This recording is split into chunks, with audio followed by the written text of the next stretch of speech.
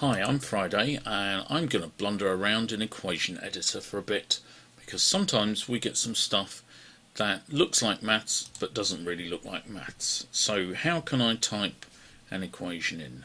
There's all the symbols here. You can explore all of this stuff, but some of the simplest stuff that we seem to have a problem with is typing stuff in scientific notation.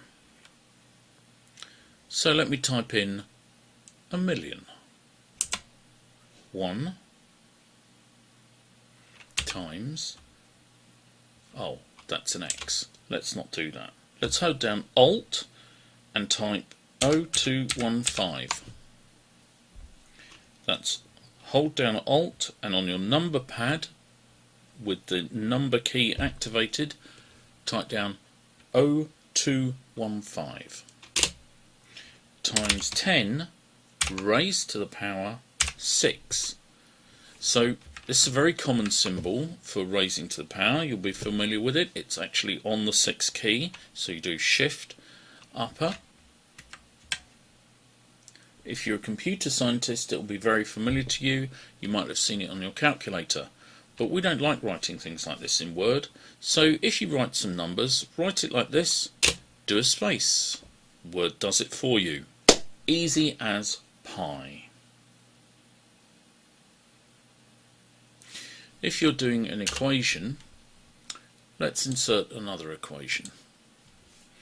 Let's insert a to the b. Well, not an equation, but let's see what that does. It does the same thing. Word understands. You have to get to grips with Word's equation editor, but LibreOffice also has an equation editor, and although it's slightly different to use, you can do the same thing.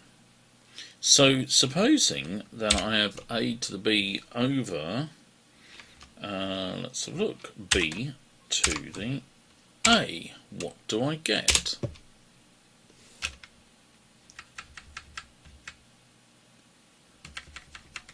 That's easy enough, we can do that.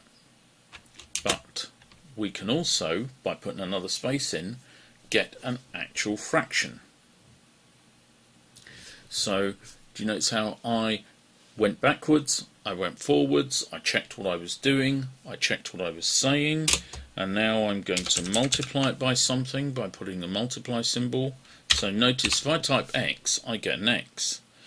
But a to the b over b to the a, X, means a to the b over b to the a all times X, which we might put a dot in for to show, or if we're being really explicit, Alt 0215 gives us a multiply symbol.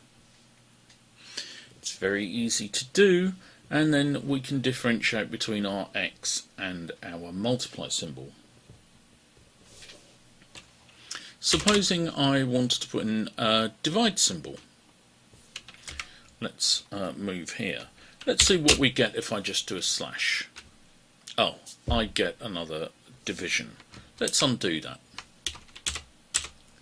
Alright, so I want a division symbol here, so I'm going to go up here, I'm going to search, and I can see my division symbol.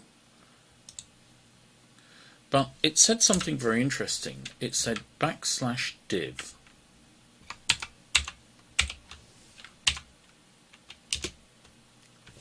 So I inserted \div, did a space, and I got a div symbol. So one of the things you can do is get your symbol written out by using these shortcuts.